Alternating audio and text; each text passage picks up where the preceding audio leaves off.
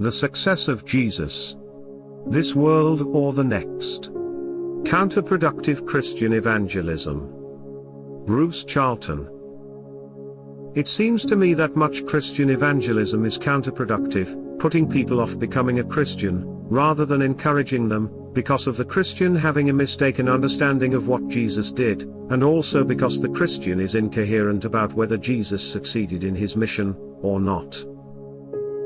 Many or most Christians seem to have the idea that Jesus made this a better world. That the life of Jesus was therefore an inflection point in history, before Jesus, bad, after Jesus, getting better. Such Christians, and they seem to have been a large majority, at least among writers, seem to believe that after Jesus, life started improving, especially for Christians. They assume Jesus made this world a better place. This kind of Christian usually believes that Jesus' core mission was to set up a church, and the church's mission was to make this a better world, and that this was actually done. Such Christians look at history, and believe that the Christian societies were better than the others. They look at modern life and perceive to their satisfaction that the Christians are the best people, that conversion to Christianity improves people, that the Christian church is a force for good in the world. The first problem with this conceptualization of what Jesus did, is that there are plenty of people who disagree that the life of Jesus was an inflection point after which the world began to get better. They just don't see this. They perceive many and terrible exceptions to it. Some people would say that Jesus made no significant difference to the world, that the world carried on much as before. Some would say that the difference Jesus made was sometimes good, sometimes bad. And same with the Christian church/churches, a mixed picture. There are plenty of people who don't see the founding of Christian churches as a net positive achievement, and who do not agree that any particular Christian church has been a force for good in the world. In a nutshell, many people feel it is just wrong to claim that the life of Jesus made the world a better place, or that the Christian church has been and is a force for good in improving human life.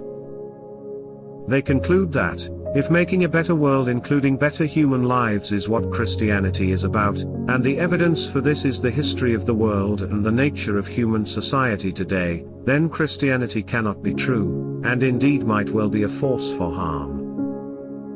A further confusion is the second coming of Christ.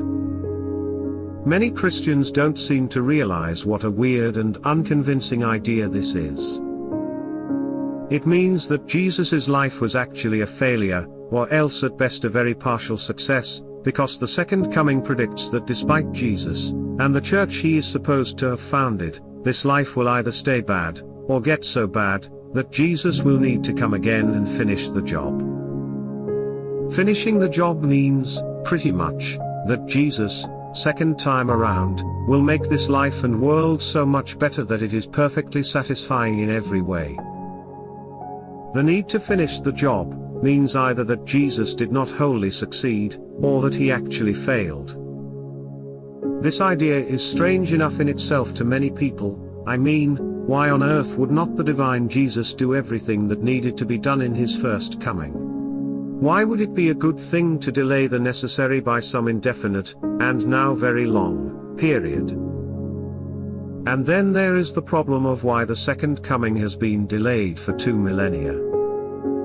If life on earth can be made perfect, and if doing this really was Jesus' work and achievement, then surely it ought to be made perfect ASAP, rather than being delayed, and delayed. The many, various, and often complex explanations for the delay in the second coming are very seldom convincing, such that those who conclude that this was the way things work in Christianity, almost always become impatient for the second coming, or believe it to be imminent.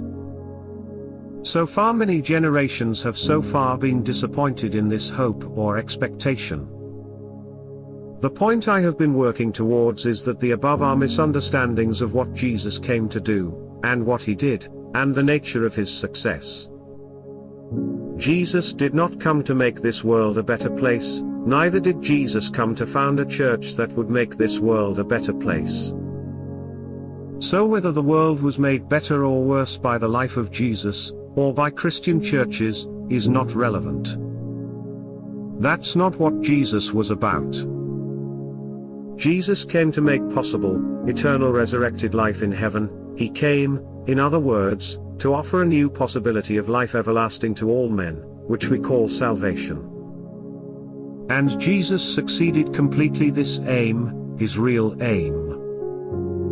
Which also means that the church is not, and never has been, essential to the success of Jesus. A church may be helpful or unhelpful for a Parshakar person in attaining salvation.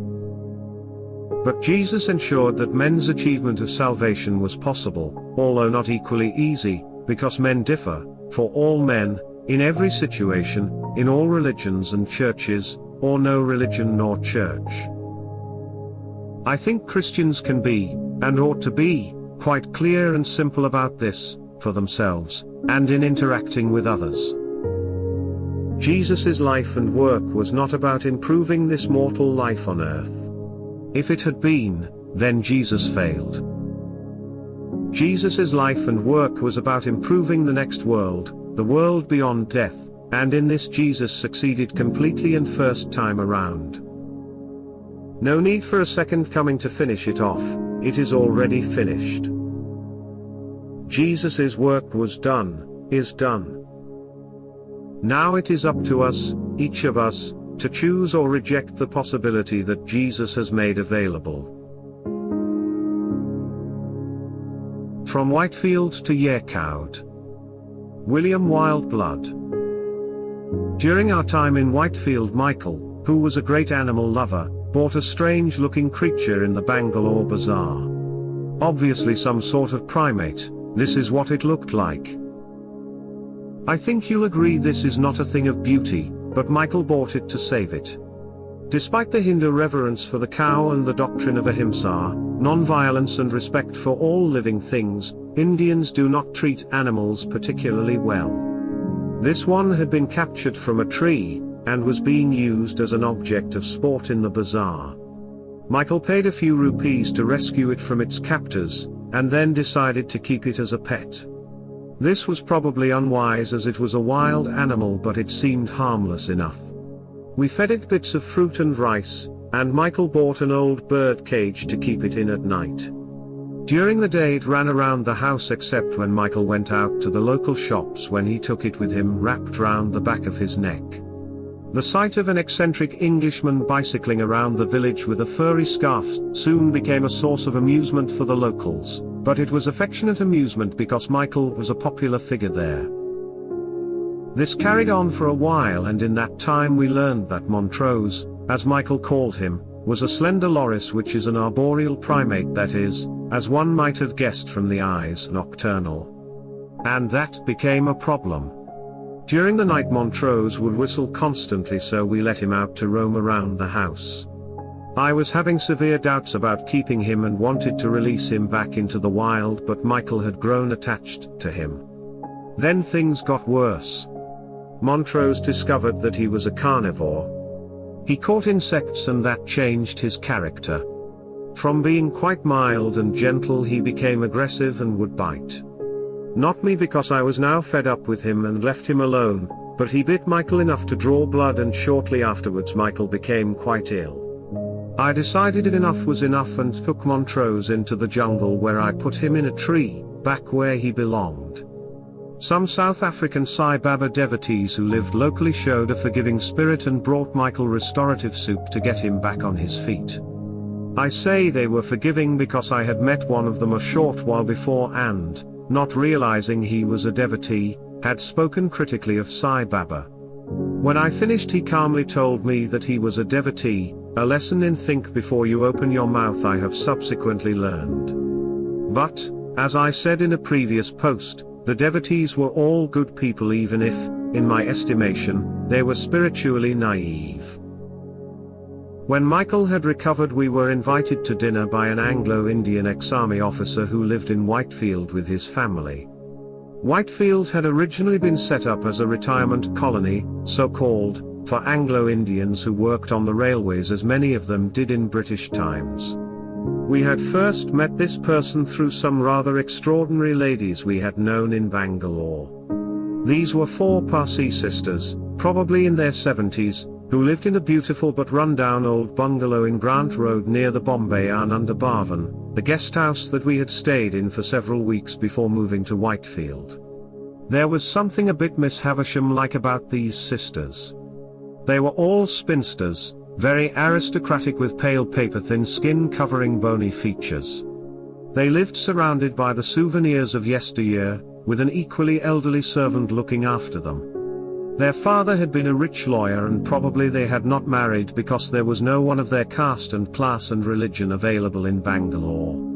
But they were very sweet and kind, and Michael and I were often invited to tea, on one occasion meeting the ex-army officer who now had invited us to his house.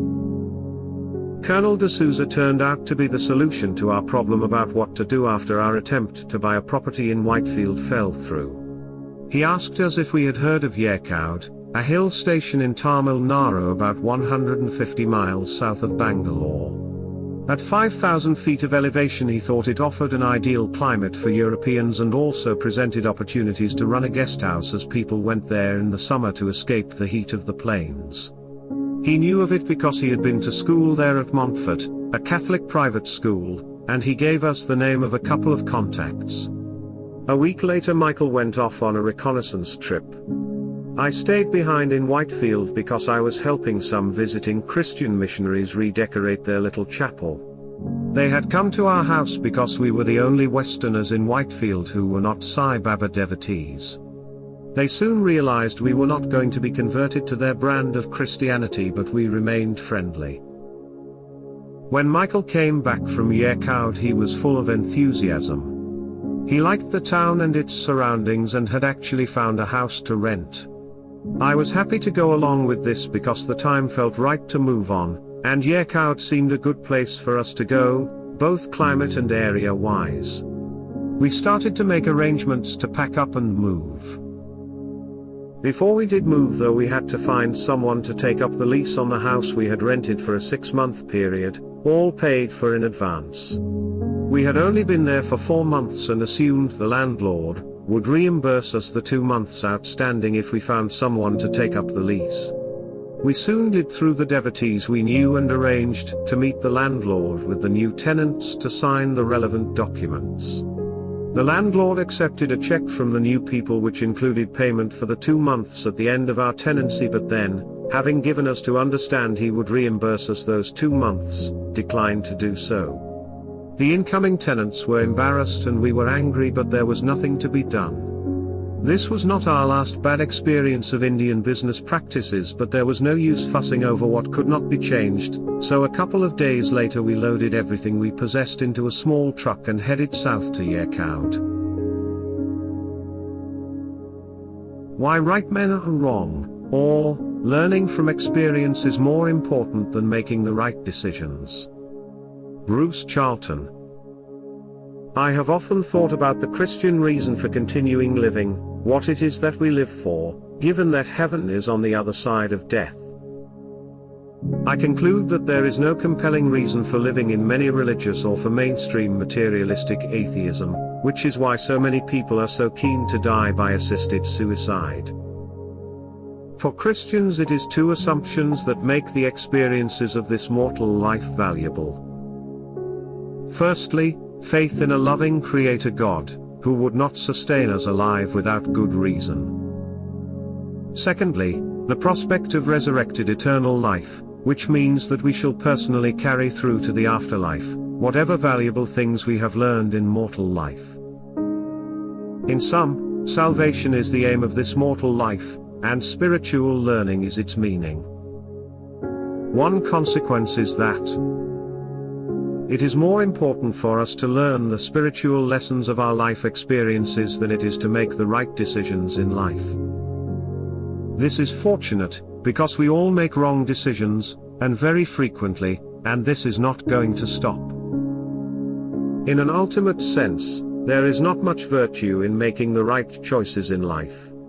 There are many possible reasons for making right choices, for example heredity, family, external pressures etc., that do not reflect personal virtue. And, on the flip side, we can see that people who boast about their own right choices, and who thereby claim special merit, and there are many such online, are among the most odious of pseudo-Christian hypocrites and Pharisees.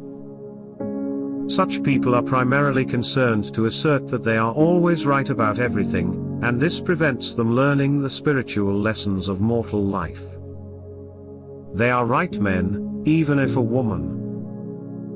People who take pride in having made the right choices are therefore sometimes people who are more concerned about being right, and bragging about it, than learning from experience. Indeed, their attitude of not making mistakes means that they cannot ever learn. So why are right men sustained alive by God? I think because God hopes that, before they die, they will set aside their compulsion to assert it themselves as right, and will discover that repentance is ultimately and spiritually more important than good behavior. Because, after all, even the best of good human behavior is no more than relative, and the rightest of right men is inevitably wrong about many things, for much of the time. This also applies to the litmus tests. What is vital about the Birdemic, for example, is not that we got it right first time, and immediately understood it to be a fake rationale for totalitarian evil, but rather that we learned from the experience. That we came to recognize from our personal experiences, for example, the mass manipulations, gross and systemic lying, incoherence of policy that served an agenda of surveillance and control, strategic misrepresentation and felt encouragements to sin. It is the failure to learn from, and repent, personal actual experience that has been so damaging, and much more so than any initial failure to discern rightly. The future cannot be foreseen. Bruce Charlton. The future cannot be foreseen, that is, we cannot know the future in the sense of perceiving the future as if it has already happened, and cannot be changed. I am solidly convinced of this now. Firstly, on metaphysical grounds, in the sense of the nature of reality is such that the future is not predetermined. For many reasons. If reality consists in beings, then beings are free by their nature, not as a gift of God. And in an ultimate sense, reality is indivisible, bits of foresight are not really viable, not least be the context of the bits of foresight is not knowable, so the future is not knowable. I have explored in some detail accounts of several people who claimed, and had some evidential grounds for, to foresee the future, and none of them could do so, in the sense that they were often wrong about matters about which they were confident.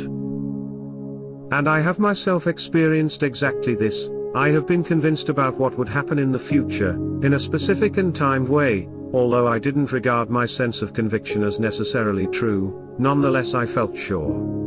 And it did not happen. I take this to have been a learning experience. I conclude that the future just is not the kind of thing that can be foreseen, foreknown. We only know the future in the usual way of probabilistic prediction, informed guessing etc., based on the nature and motivations of things, i.e. the nature of beings, extrapolation, understanding of causality and the like. Taking sides, power game or spiritual war. Bruce Charlton. A flaw, a deficit, shared by all political commentators, else they would not be that, is a fundamental blind spot concerning the spiritual war of this world. Either they don't believe it is real, or they misunderstand and think the war is about good versus evil people, to believe which is actually to serve evil. But the spiritual war is about people taking sides, either for or against God, and divine creation. More exactly, good and evil relate to which side is being served. Many serve evil unwittingly. At least to a substantial degree. At some point the ultimate choice against God was made, but subsequently the details follow automatically, from expedience and habit. When someone has taken the side of evil, is serving the agenda of evil, then his long-term strategy will be rooted in spirit, demonic, supernatural goals. These goals, over the long term, do not serve personal, national, human interests. The strategy uses people. Everyone loses. The strategy of evil needs to be recognized, because it cannot be appeased or intimidated. It cannot be bargained with. This is why we must recognize the phenomenon. It isn't rare. It is almost normal. When people, nations, organizations etc. behave thus, we should recognize they serve the agenda of supernatural, demonic evil. The right, and most effective, action can only come from a correct understanding, and this is very rare indeed. Good and bad seeds. William Wildblood. I have used the analogy of human beings in this world as comparable to seeds planted in the earth before. Given that the same patterns repeat themselves at all levels of creation, the basis of symbolism and a key to deeper understanding, this seems reasonable. We are gods, but gods in potential, just as seeds are plants but only potentially so. The dark earth is this dark, spiritually considered, earth, and the light of the sun to which the seeds grow upwards through their equivalent of aspiration is like the light of God to which the human soul should aspire. But this comparison contains a warning. Not all seeds germinate. I have just looked up the factors that might prevent germination. Here are some. Dormancy. Many seeds naturally enter a dormant state to protect themselves from unfavorable conditions like cold, drought, or predation. Seed viability. Seeds can degrade over time, losing their ability to germinate. Factors like storage conditions, temperature, and humidity can affect seed viability. Environmental factors.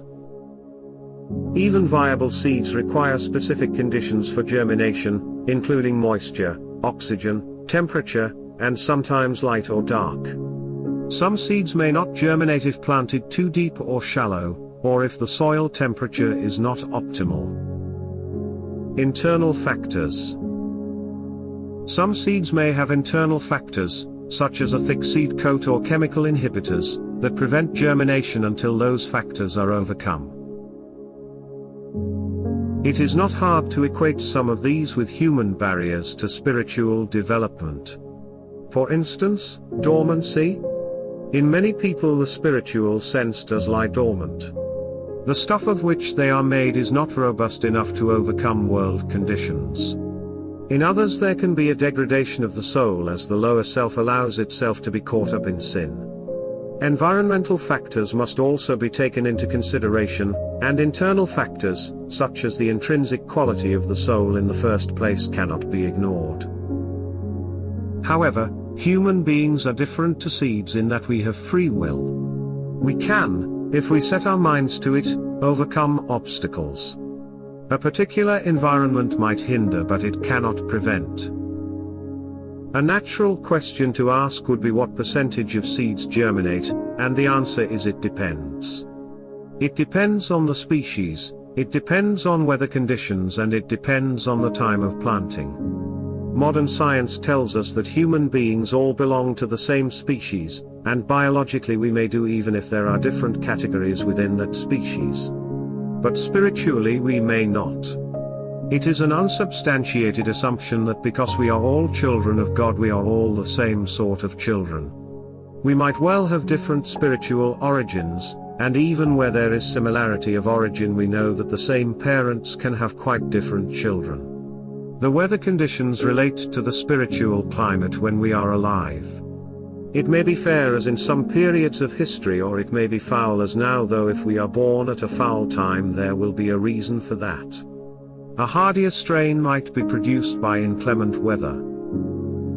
Then there is the time of planting.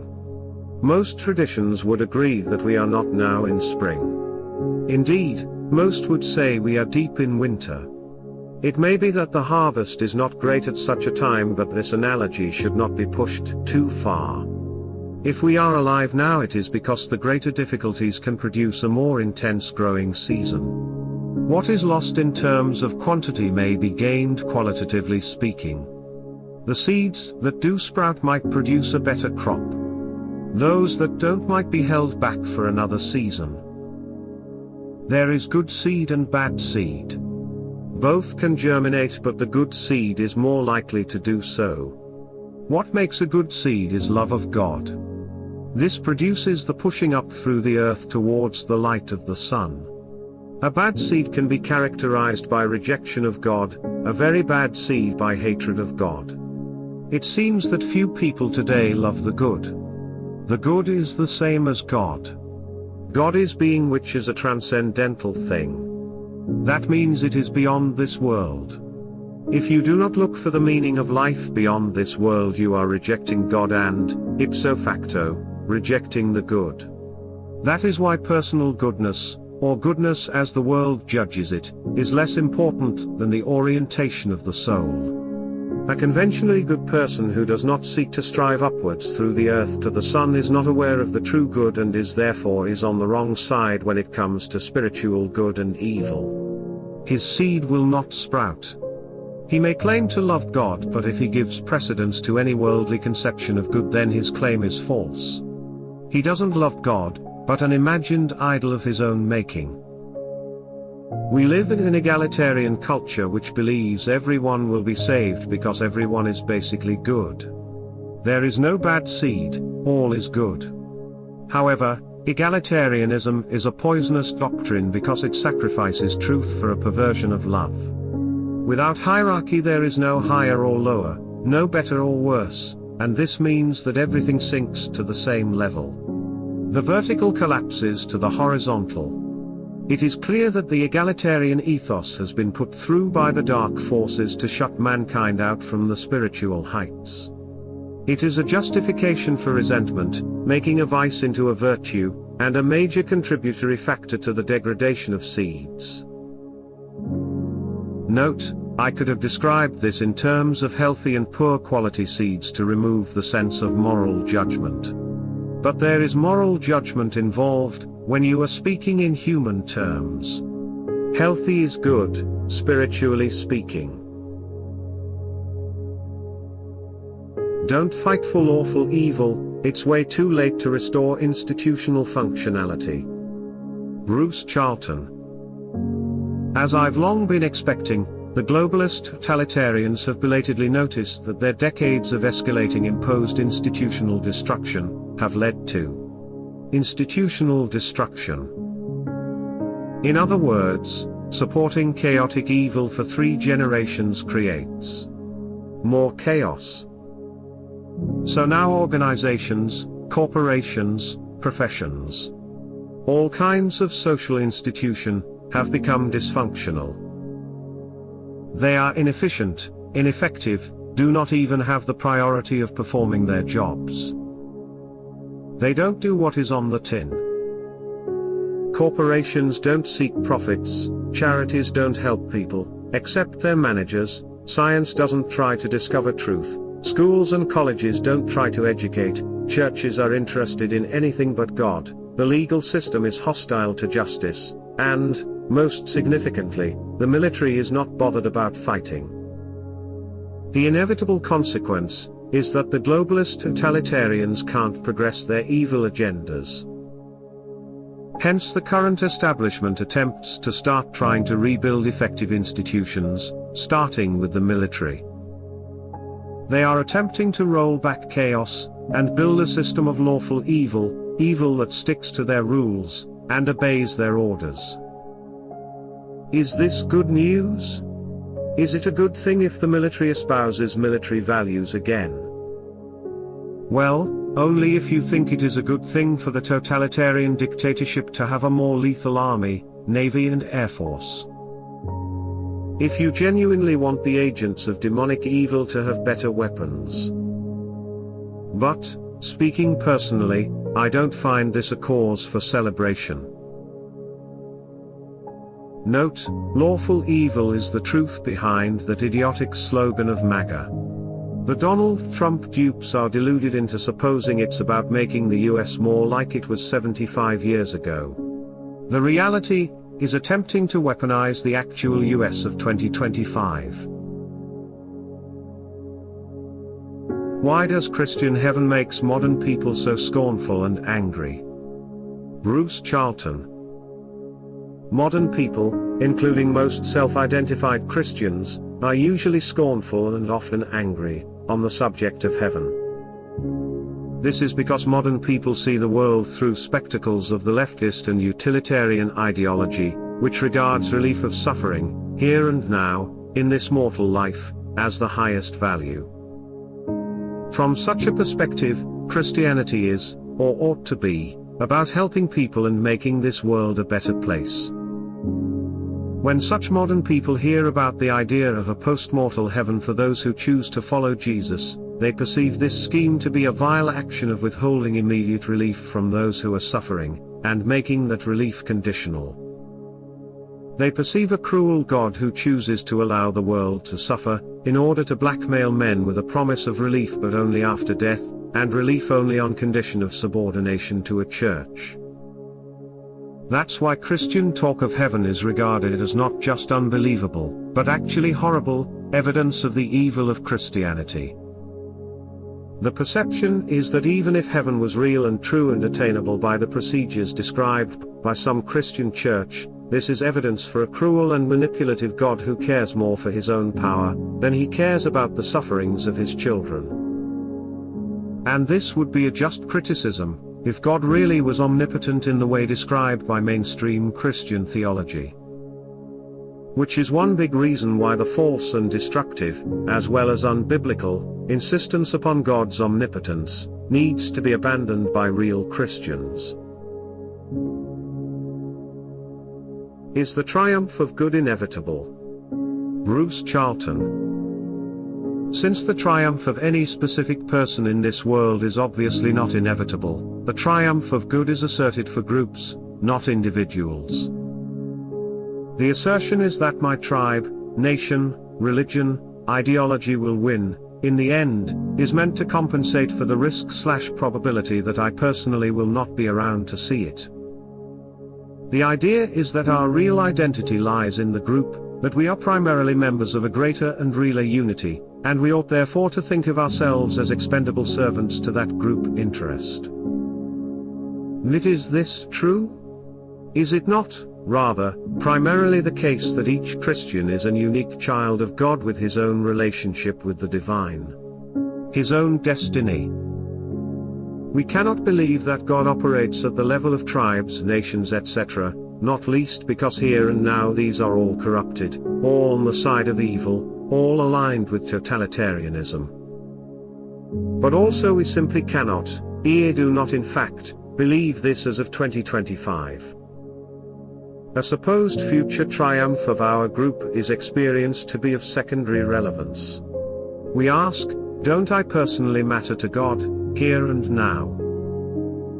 The answer is yes, but not in terms of optimizing our emotional state. God's ultimate priorities are eternal, not temporary and palliative.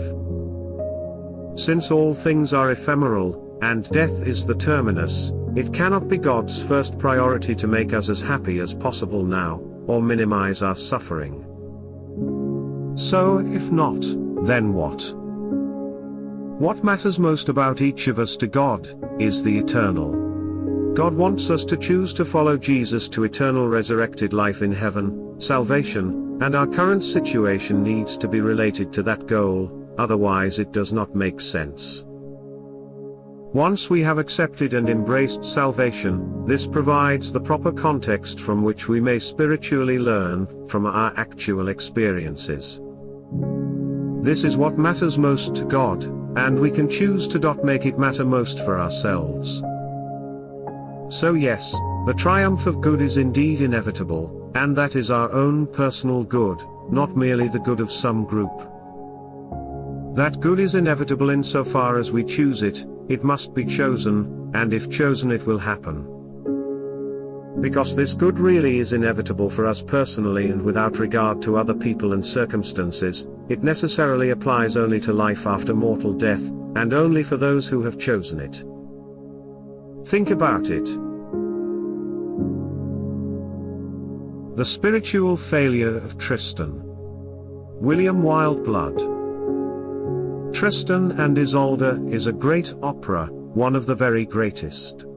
The Act 1 prelude, Isolde's narrative and curse, the love duet in Act 2 and the concluding Liebestod in which Isolde sings ecstatically of a transcendent union with Tristan after death are some of the most extraordinary moments in Western music.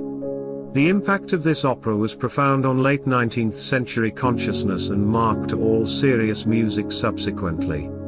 Countless writings testify to its enormous influence, and not just on composers but artists across the creative spectrum. The music is extraordinary, and yet the message of this opera as it comes through in the libretto is one of spiritual decadence and death.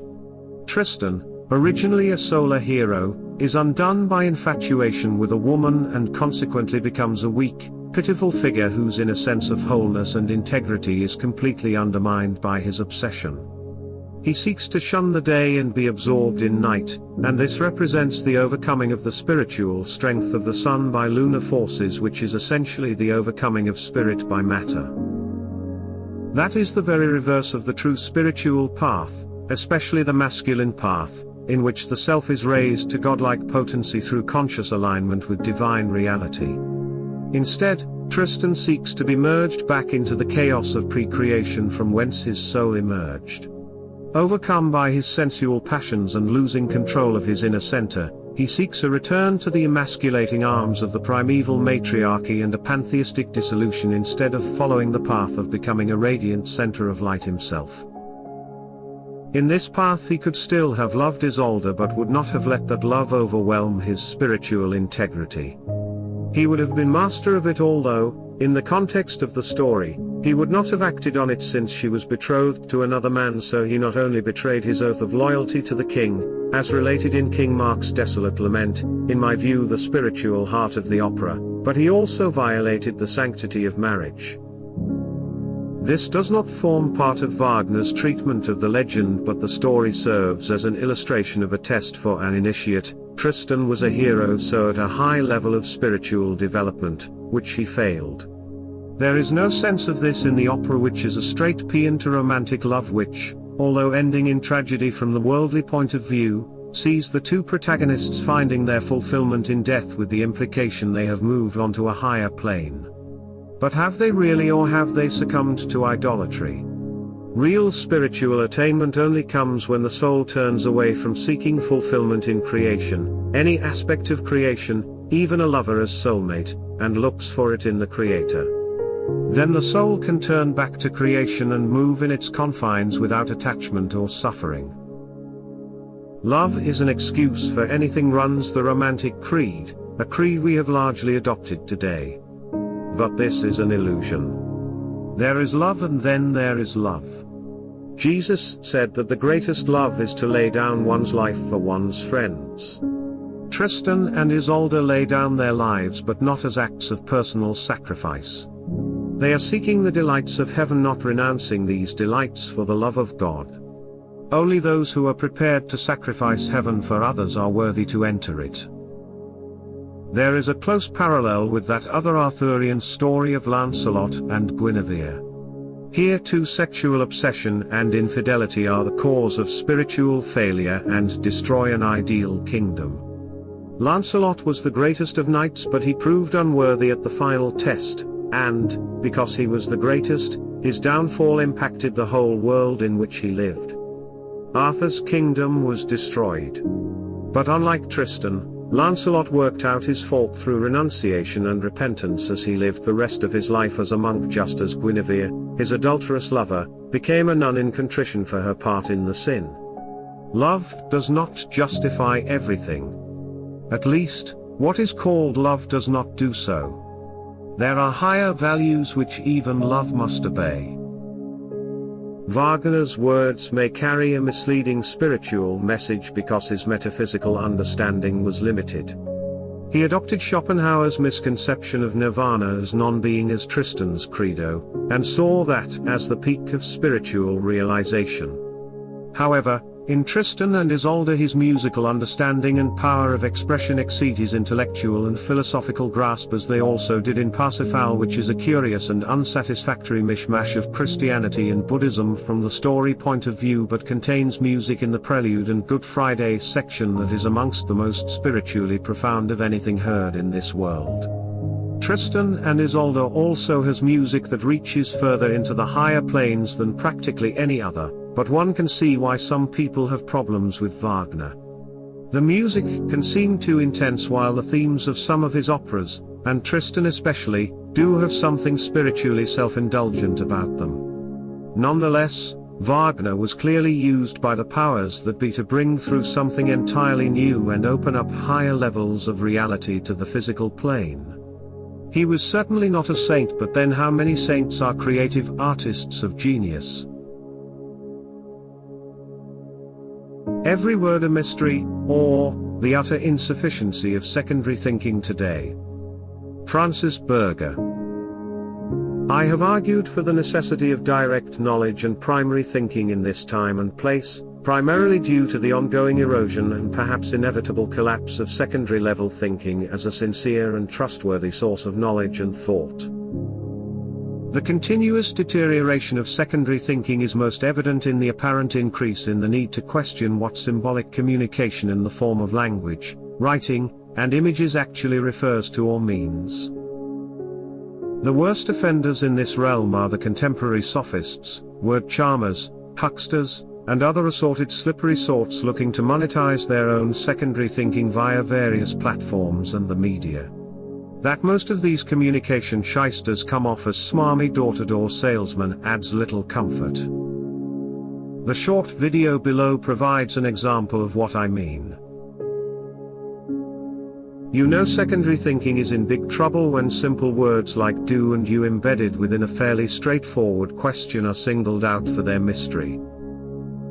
All this is set against the backdrop of system-promoted AI, which seeks to further blur, confuse, and obliterate whatever inherent meaning symbolic communication attempts to deliver.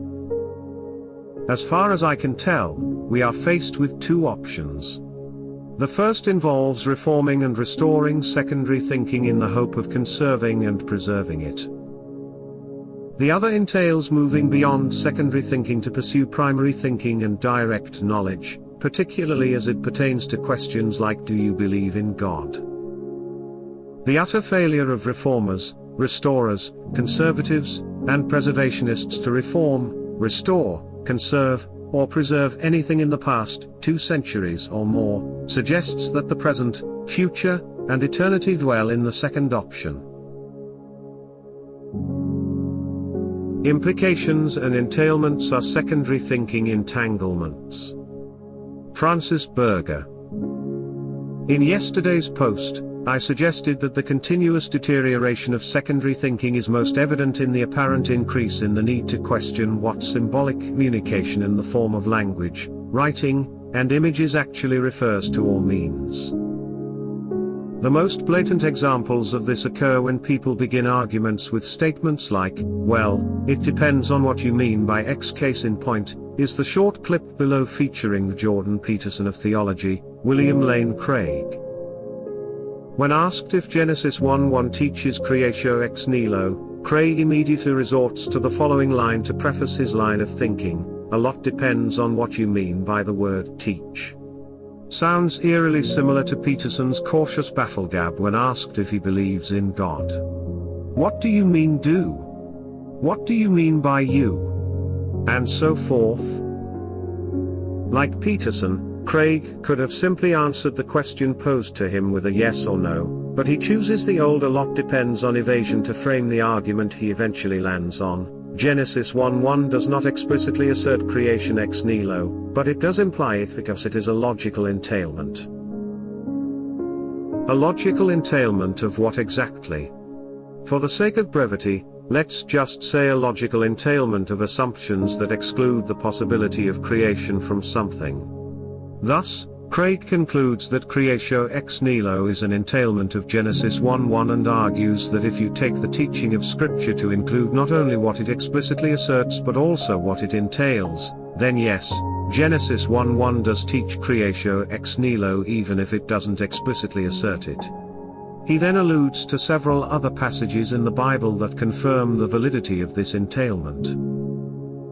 No explicit assertion but plenty of implication and entailment, which is interesting if one considers the etymology of imply and entail.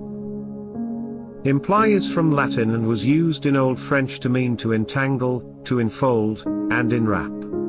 Craig's assertion that Genesis 1:1 implies creatio ex nihilo suggests that creation from nothing is somehow folded up in the passage and that the right sort of reading or awareness will disentangle the implicit, and make it explicit. In other words, even though the passage does not explicitly affirm creatio ex nihilo, it leads to that conclusion via the process of implication. Entailment is a bit trickier. Entail originates from the 14th century and refers to feudum taliotium, an old legal practice of converting an estate into fee tail or a legal limitation ruling that decided property ownership matters in inheritance and prevented property from being sold off until the ownership question was settled. From the 19th century onwards, it was used most often to refer to an inseparable connection. In philosophy and logic, entailment refers to a relationship between statements where the truth of one statement, the antecedent, confirms the truth of another, the consequent. In a nutshell, Craig's argument can be boiled down to the following: God created the heavens and the earth, which is true. God's creating the heavens and the earth implies that nothing else existed before that act of creation. Since nothing else existed, God must have created ex nihilo. That's it. Now, how difficult would it be to form similar types of implications and entailments against creatio ex nihilo? Not hard at all. In fact, many have put forth coherent arguments in favor of creation from something. However, at the end of the day, such arguments all play the same sort of games Craig and others like him engage in. Implications and entailments, through and through. In the end, approaching assumptions like creatio ex nihilo requires direct knowing and primary thinking, the disentanglement of thinking from all the implications and entailments of secondary thinking. All US presidents are now big liars because they are all themselves a total lie. Bruce Charlton. The US president is, and leaders of all Western orbit nations are and long have been, an intrinsic lie, a lie in and of themselves. Consequently, we observe that they are all untruthful all the time and about everything. It is several or many cycles since the US president has been anything more substantial than, to put it kindly, a puppet, more accurately a human autopen, when it comes to the issues regarded as important by those who hold the real material power of this world. If this wasn't obvious by the contrived election and 4-year term of a dementia victim, then it is surely obvious now. The president has presided over 2 gratuitous war acts of gross wickedness, and, for what little it's worth nowadays, treachery and illegality, first against the Fire Nation, the second against modern Zoroastria. Either, but especially the first, might well have, and I believe were intended to, precipitate all-out world war. And this outcome is very might a live and continued possibility. And it is clear either that the president foreknew and approved, and lied about this at the time, or did not know or approve beforehand, and then lied about that. And either way, the operations originated before the president, were conducted by other persons and institutions, and would very probably have happened whether or not presidentially approved. Both of these supremely significant events were planned and executed on a timescale which spans US presidents, and in collaboration with institutions of other nations, and the planning, execution and decision to implement were very clearly indifferent to whoever might currently be acting the role of US president.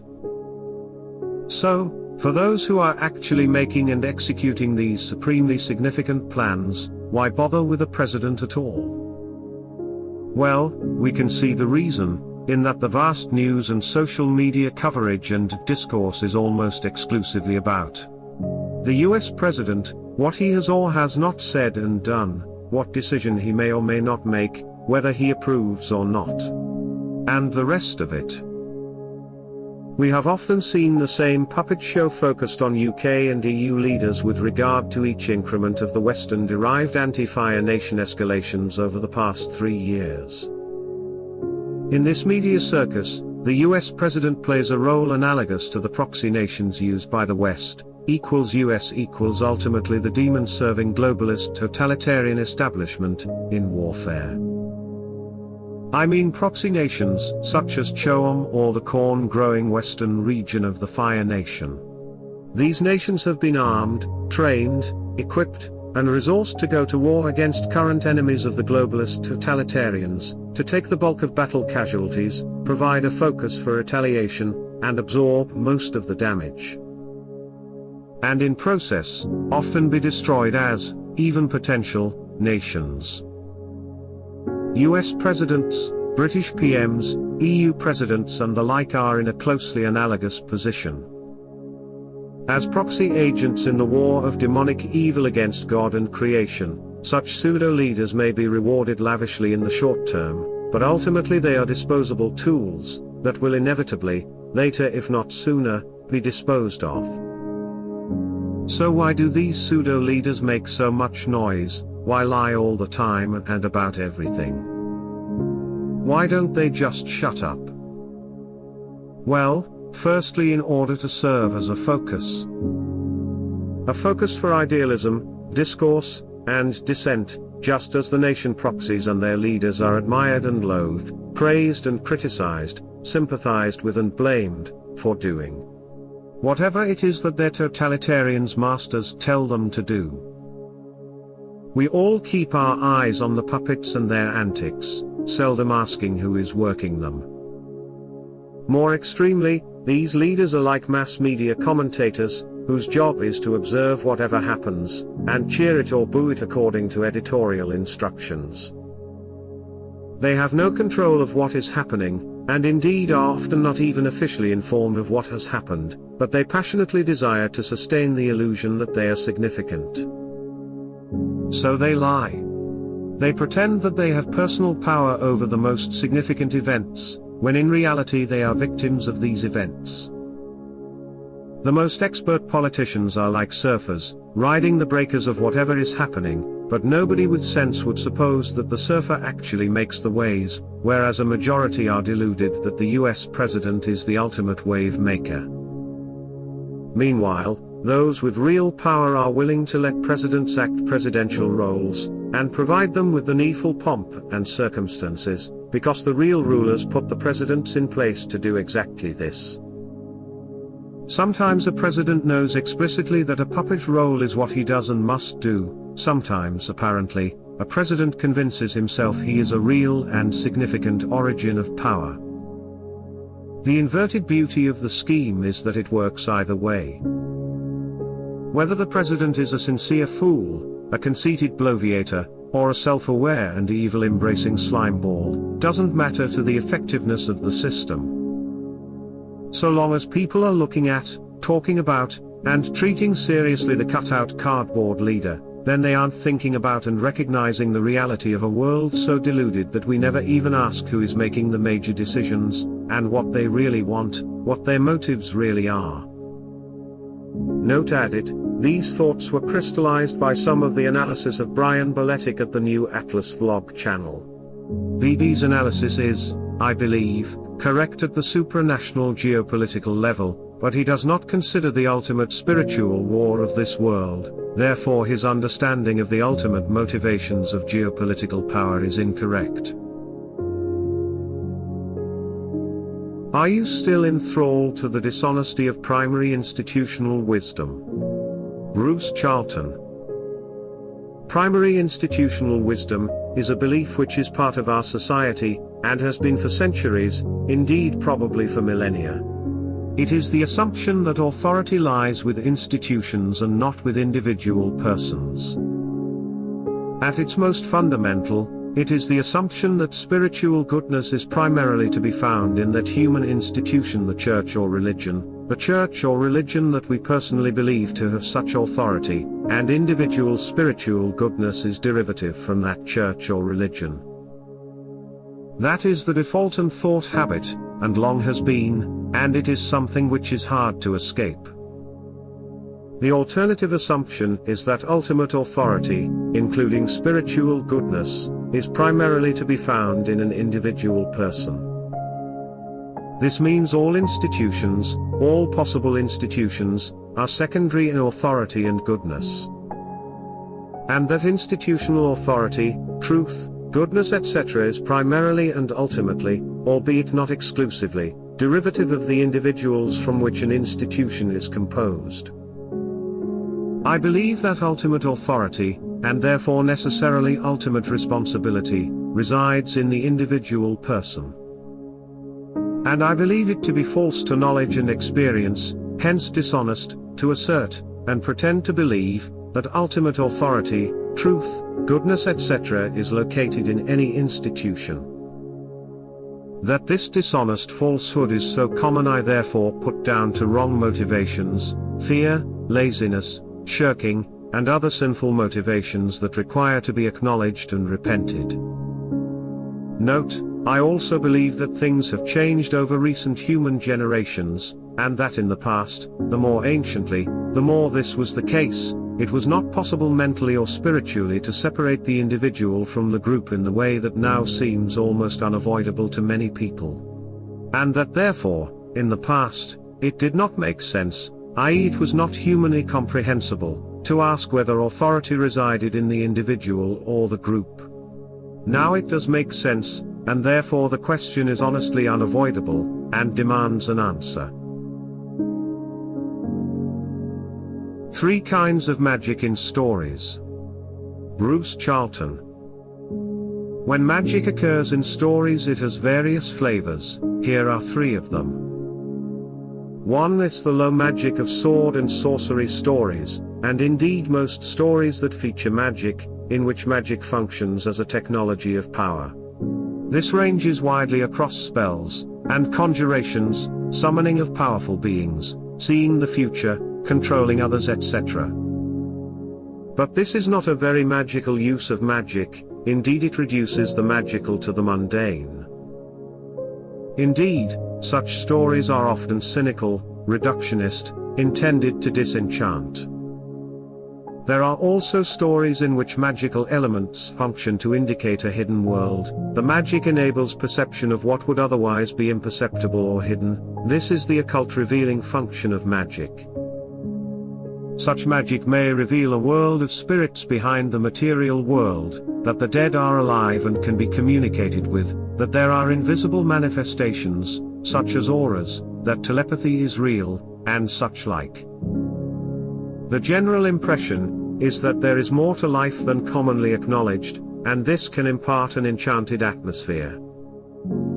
The 3rd kind of magic is pure enchantment, and this is, pretty much, how the magic of elves is depicted in The Lord of the Rings. There is very little use of magic as a technology, although there is some, the Mirror of Galadriel, and elven swords, cloaks, and ropes for instance.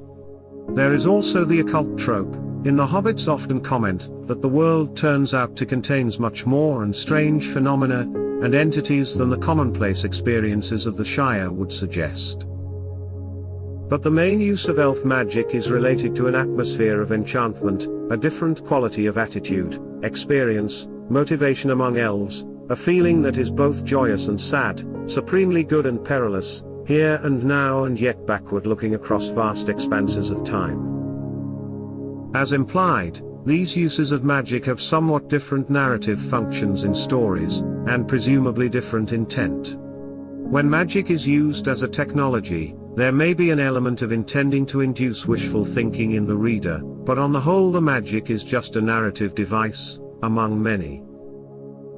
When magic is used to indicate occult realities, this may have the intent of indirectly encouraging the reader to take the same attitude to his ordinary life. The story may be encouraging the reader to assume that behind the mundane world is another reality. if only a different attitude were adopted to perceiving it, or particular abilities were available. The purpose of pure enchantment in a story is, I take it, religious, in the sense of a whole worldview. The magic of enchantment in a story carries, to some degree, the implication that reality, our life, nature, really is a more wonderful and inspiring thing than we generally assume. A new Anthropodicy is needed. Francis Berger. The first bits are from a comment exchange with Dr. Charlton from this post. Bruce, quote, "By my understanding, creation of everything from nothing means that actual human beings are of negligible significance, since we are all merely contingent aspects of the one Creator, because there is nothing else we can be. This seems to me a mere variant on the idea that our mortal reality is illusory, and since it is futile, it is an evil illusion. The whole underlying tendency of Christianity is thereby denied. For my mind, unless beings, including human beings, are primary realities, they cannot be the focus of creation." End quote. Me, quote. "The sad thing is most human beings do not want to be primary realities or foci of creation. For many, it's far too burdensome to contemplate. Better to be of negligible significance. After all, contingency is far more comforting and palatable than freedom." End quote. Bruce, quote, "Seemingly not, and neither do most religions encourage them in the slightest. Even so great a creative, and creation-encouraging, Christian as Tolkien, got himself, and readers, terrible confused about the nature and importance of human creating, because of the ex nihilo assumption he accepted from the RCC. No matter how many words JRRT expended on praising creation, the bottom line would always be that none of this was necessary, and none of it made any ultimate difference, since creation had already been wholly accomplished and was wholly God's." End quote. The comment exchange reminded me of Badiaf's Anthropodicy, his justification of man. Badiaf posits that human beings are not just creations of God, but also co-creators in God's ongoing work of creation. He highlights the creative act as the crux of human existence. For Badiaf, the creative act is not limited to conventional forms of creativity via the arts but a vivid expression of freedom and spiritual striving in which human beings are able to realize their potential and contribute to the divine purpose.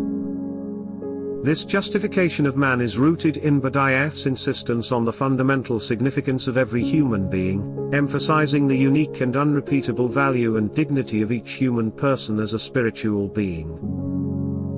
I think Badiaf was looking in the right direction with his Anthropodicy. However, his metaphysics could not properly flesh out the significance of man, and all beings, as primary realities. Trying to ignore evil in an evil-dominated world. Bruce Charlton.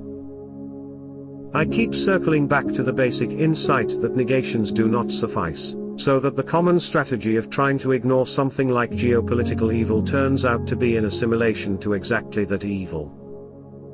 On the one hand, mass media, e.g. news, addiction, is a besetting sin of our times and place. The media is intrinsically evil in motivation and net effect. If we are to choose salvation and learn spiritually from this mortal life, then we each must know this evil, and must not surrender to it. But cutting off from the mass media, as well as being literally impossible for most people, is not a virtue. It does not even tend to goodness, because negation does not lead us to positive good. And positive goodness is what we must have. If we attempt to cut off our awareness, try to empty our minds, try not to have our thoughts occupied with the totalitarian agenda. All this does not accomplish anything good, because thinking does not stop, minds will not stay empty. Unless we acknowledge and discern the presence and activities of purposive evil in our world, such minds will passively be filled by the pervasiveness of evil motivations throughout all the social institutions.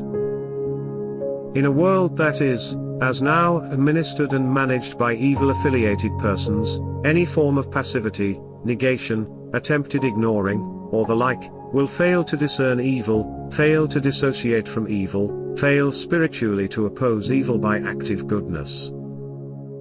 However differently things were in the past and in other places, for men in 2025 in our society it is only a conscious and positive spiritual affiliation to the hopes of God and divine creation that suffices to benefit ourselves and the world.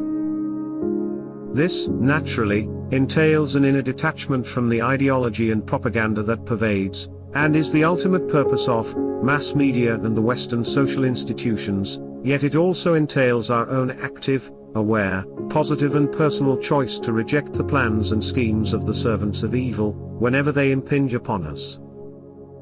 Which impingement is frequent and unavoidable. The main thing is not, therefore, to try, and fail, to avoid the endless unavoidable impingements, not to enter the infinite and overwhelming vortex of double negation, hoping to reject evil after evil, without end. But instead consciously to recognize evil motives and actions in our orbit of thinking. And, whenever this happens, recurrently to confirm our desire to align with God's eternal agenda, and confirm our intention to follow Jesus to resurrected eternal heavenly life. Note, back in January when Donald Trump replaced the previous puppet prez, done with the essential support of CHOAM and its agents, I made a precise prediction of upcoming direct Western military action in the Middle East before April, rationalized by a fake pennant event. This prediction was wrong. My prediction was about 3 months too early, and I underestimated both the scale of action, and I failed to recognize that the nature of evil in the West would have reached such a point that large-scale direct intervention could happen without bothering about false penance, and indeed without any plausible excuse or attempt to explain its rationale. Yet here we are. To me, this confirms the acceleration of that decisive shift away from the harmonic evil which is rational pursuit of global totalitarianism, i.e. wars intended to gain relative power and wealth. A decisive shift away from this, and instead into a spitefully motivated and intentionally destructive evil of the sorothic kind. NB, mutually destructive war intended not to win but to damage both sides, indeed all sides, i.e. to damage the world, humanity, and divine creation, so this war is primarily spiritual, and to oppose it requires a spiritual act of conscious recognition and choice. And such discernment is a must, not something that can be avoided by negations, such as trying and pretending not to know, or attempting not to think about such things. Or pretending that what we personally think makes no difference. When in truth what we personally think, makes the only potentially positive difference. Pride/wishful thinking, versus futility and shirked responsibility. Bruce Charlton. There are always defaults in what pretends to be reasoning, and defaults are assumptions, not necessities. Currently, the default assumption is that individual human beings are accidents of causality and randomness, products of physical processes and biology, motivated by evolved instinct. And, as a product of more fundamental causes and accidents, each human being therefore has no genuine significance, everybody is inessential, and to believe otherwise is a delusion of pride or sheer wishful thinking. Modern man's default and underlying assumption is, I don't matter to the universe, or to the world. And insofar as modern humans matter to anyone, it is framed in terms of providing material, or maybe psychological, help to others. Which, if thought about consecutively, means no more than that we are supposed to help each other to help each other. Against such a background, anyone who asserts, or even believes privately, that he has a significant cosmic role to play, a destiny in terms of the cosmos, is regarded as stupid or dangerous, maybe a childish daydreamer, insane with arrogant pride, or a would-be manipulator and dominator of others. And of course any of these might be true, in particular persons. But they do not exhaust the possibilities. It should be recognized that there are very serious, indeed lethal, adverse consequences from an affected humility or conviction of insignificance. For a start, there is no basis for taking responsibility for anything at all, and this fundamental evasion, this refusal to be responsible for one's existence, life, behavior, is mainstream and encouraged. And if we have no spiritual or cosmic role, not even potentially, then life is reduced to mere hedonism, seeking pleasure and gratification, avoiding suffering and misery.